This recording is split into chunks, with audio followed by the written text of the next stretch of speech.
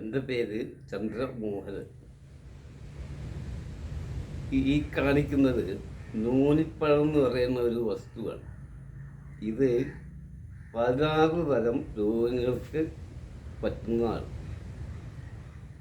Cancer, ഈ നമ്മുടെ sugar, cholesterol, ഇങ്ങനെ ഇത്യാദി ഒരു വർഗത്തിൽപ്പെട്ട രോഗങ്ങൾക്ക് ഏറ്റവും ഉത്തമമായിട്ടുള്ളൊരു പഴവർഗ്ഗമാണ്. ഇതിൻ്റെ നാച്ചുറൽ പ്ലേസ് നമ്മുടെ ഇന്ത്യ അല്ല,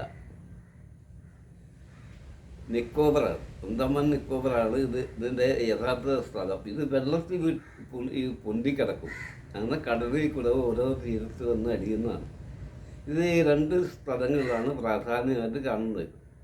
ഒന്ന് കടലോരത്ത്, പിന്നെ കടലും പുഴയും തമ്മിൽ ചേരുന്ന ഭാഗങ്ങളിലാണ് ഇത് കൂടുതൽ കണ്ടുവരുന്നത്. ഉൾപ്രദേശങ്ങൾ ഇത് കാണാറുണ്ടെങ്കിലും കായ്ക്കാറില്ല.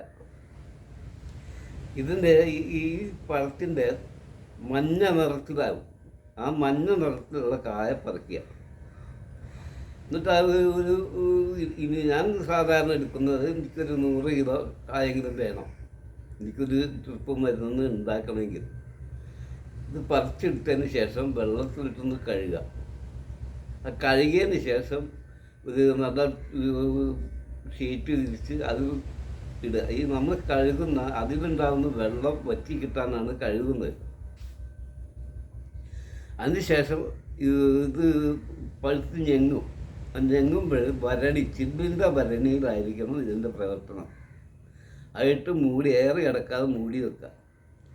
41 ദിവസം മൂടി വെച്ചതിന് ശേഷം 42ാമത്തെ ദിവസം തുറന്ന് 3 പ്രാവശ്യം 3 തുണിയിട്ട് അരിച്ച്, ഓരോ പ്രാവശ്യവും ഓരോ തോർത്തിട്ടിട്ട് അരിച്ച് ഇതാക്കുക.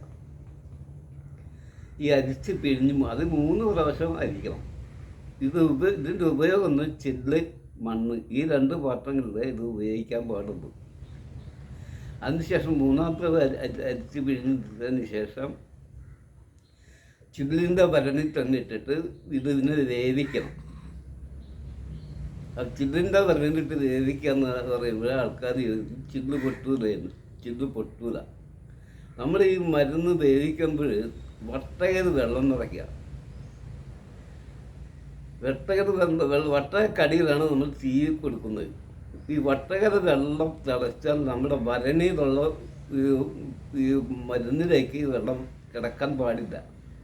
അതിന് ഈ മരുന്നിൻ്റെ 1 ഇഞ്ച് മേലെ മാത്രമേ വെള്ളം വെക്കാൻ പാടുള്ളൂ.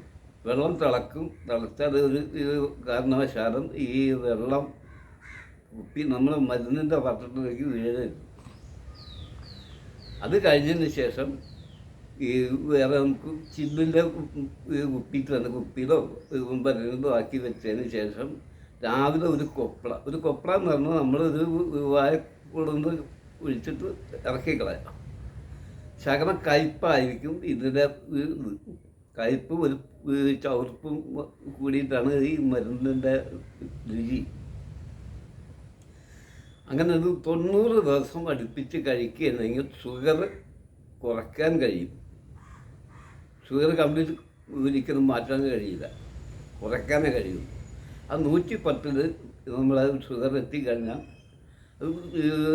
ഒരു കുപ്പി കഴിക്കുമ്പോൾ, 1 ലിറ്ററിൻ്റെ ഒരു കുപ്പി കഴിക്കുമ്പോൾ തന്നെ അതിൻ്റെ ഗുണഫലങ്ങൾ നമുക്ക് വളരെ വ്യക്തമായിട്ട് അറിയാൻ കഴിയും.